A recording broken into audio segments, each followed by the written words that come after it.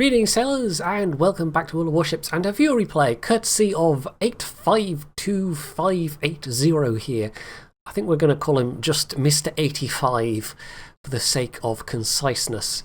He's in the Yubari in a tier 4 game, and the Yubari still remains the only tier 4 cruiser to get a defensive. Well, that means rather less these days just because of the changes that were made to AA skills, how AA works generally, and the nature of defensive fire. So a lot of ships these days, really, if you have the choice between defensive and hydro, hydro is basically the no-brainer skill. Defensive really isn't anything like as useful as it used to be. Yubari, I don't think, does get the option of hydro, at least not that I remember, so you do still have this thing which is mildly useful, but yeah, Yubari definitely lost some of its flavour. It has had buffs since it originally came out though. The torp angles aren't quite as horrendously bad. I think Yahagi at tier 5 might actually now be worse, or are they about the same? Not 100% sure. But that definitely has a bit more firepower, although it's arguable as to which is more effective, because although these are smaller guns, the ballistics are better, and it gets access to a unique upgrade which gives it 40% better accuracy or 40% less dispersion. So although they are small caliber guns and you only have 4 of them in 2 turrets, they are really quite accurate. So he's already used a defensive. I mean, in this game there are multiple carriers. That's a common thing at tier 4. It always has been, really, but even since the rework of carriers and how AA works, there are still plenty of people down at the low tiers that want to play carriers because there's just not a lot of effective AA down here. They are still annoying and potentially even deadly, but they can't quite strike people out the way they could before with impunity. There are some ships with AA so bad or even non-existent at this tier that yes, carriers are still pretty much as big a threat as they ever were, but they take a bit longer to kill you, at least. In terms of ships that actually do have good AA at this tier, I mean, Yubari's got decent damage per second for being a tier 4, but it's not particularly great, and you don't get that big of a boost from the defensive. Really, the best ships at this tier are things like the Kaiser and the Orion, which used to be, again, something you could really buff in terms of the AA skills, especially with manual AA, because they have dual purpose secondary guns, or at least large caliber AA guns, but that's just really not the case so much anymore. But they do still get more flak bursts than Yubari can put out. So yeah, they're better off than a lot of tier 4 ships. This though, I think it has, I mean, still on the theme of AA, I think this has among the best AA range at tier 4. Is it 5.8? 5.4? Something like that. I mean, most low tier AA is really quite short range, even with tier 5, some tier 6 ships. So Yubari at least has AA that opens up a bit sooner, and Mr. 52 will actually shoot 52. Where did I get 52 from? 85. I can't even remember like the 2 numbers that I wanted to remember. Mr. 85 here is going to shoot down some planes, but he's not going to be able to pose the threat that he once would have in Yubari. That said, you know, it's still a relatively fun tier 4 ship to play. It's one of these ones that it does have a decent amount of utility. The torpedoes have a good range, even if the arcs are rather bad. The rate of fire and the range of the guns are okay, and yes, you still have the defensive, but like I said, that's not really a selling point of this ship anymore, whereas once upon a time it was. So if you enjoy a bit of a challenge, this is not a bad ship, but it's not as good a tier 4 cruiser as something like the Phoenix, for example, because that just has really good range for its tier and rather more guns.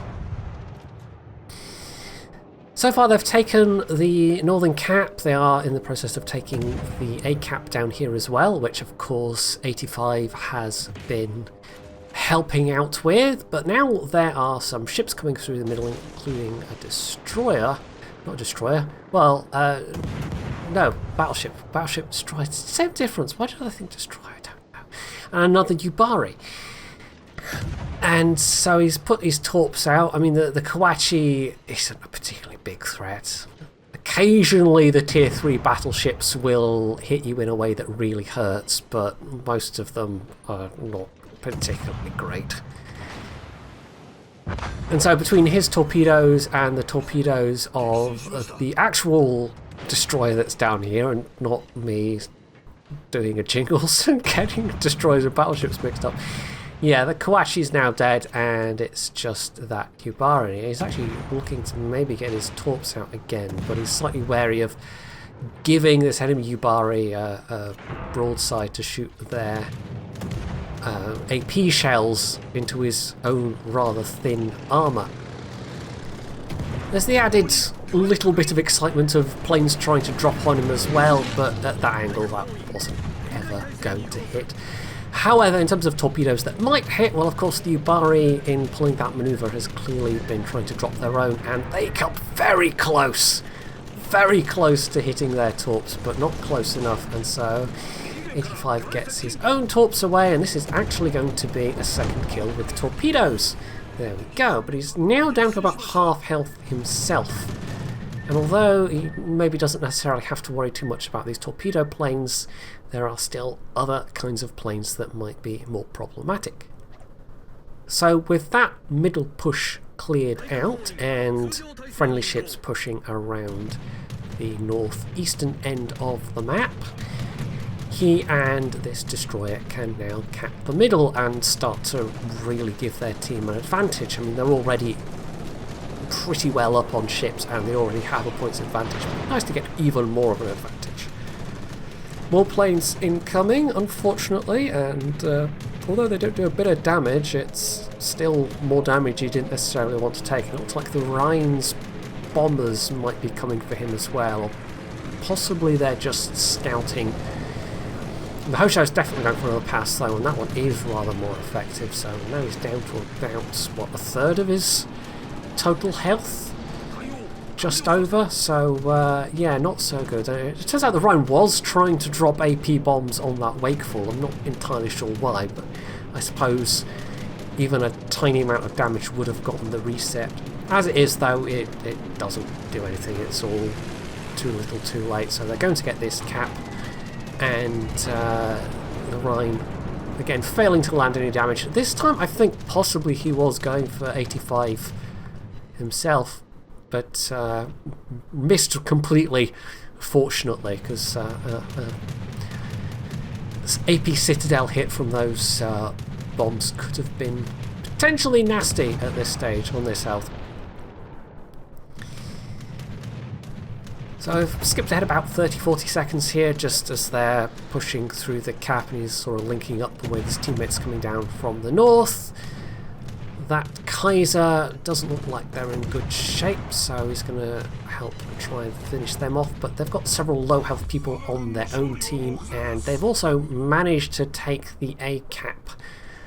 But at this stage, with this few ships, it's probably not going to turn the tide especially.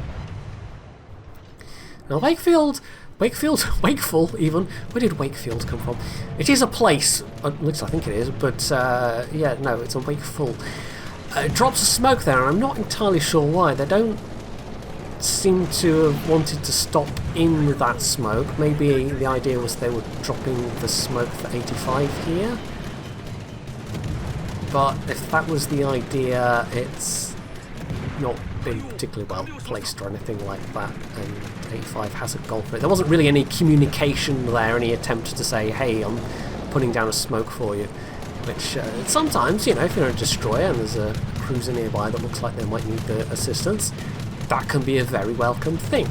But in this case, who knows, you know, it could literally have been fumbling with their keyboard and accidentally triggering a smoke when they didn't mean to. So the Kaiser with their last salvo fires some HE at him, and that set a fire, which unfortunately is going to burn for the full duration. There's also planes still around the place, so at this point it looks like he's not in a good way. It looks like the carriers could finish him off, and they finished off that other cruiser, and there's still another destroyer running around as well. But I mean, at this stage, yeah, even if he does go down, it's not going to matter. They've pretty much won this. I mean, the carriers do seem to be concentrating rather hard on that Wakeful, who's dashed straight in, and that's allowed 85 to farm a bunch of damage off the Rhine and top up their kills to 5, so they've now got a Kraken out of this game as well. But unfortunately, those planes that are coming in, yeah, they're going to spoil his day. They're going to remove his ability to get perhaps another kill or perhaps more damage. But at this stage, yeah, it really doesn't matter. So the Hosho goes down to the friendly Wyoming, and at this stage, the game's pretty much won. So there was a decent top up of damage from the carriers at the end there. He's made up to 90,000 damage. But still, even though some of that was farmed from carriers, this was still a pretty good outing for the Yubari, and he actually even managed to shoot down some planes. But in the old days, against tier 4 carriers, I think it probably would have been rather more. So that was Confederate, a Kraken and a High Caliber, with 5 kills, just over 90,000 damage done. And considering how squashy this thing is, that was probably quite a good outing for the Yubari, all in all.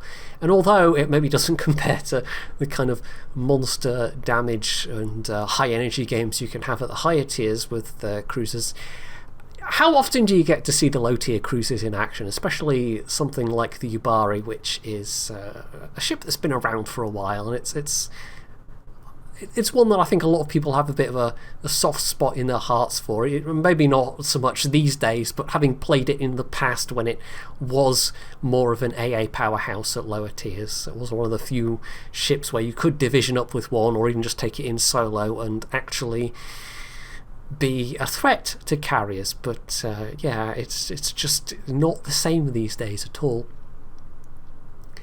So that's it for this replay. Hopefully you enjoyed it, and if you did, you can do all the usual things down underneath the video, and as always, stay tuned for more.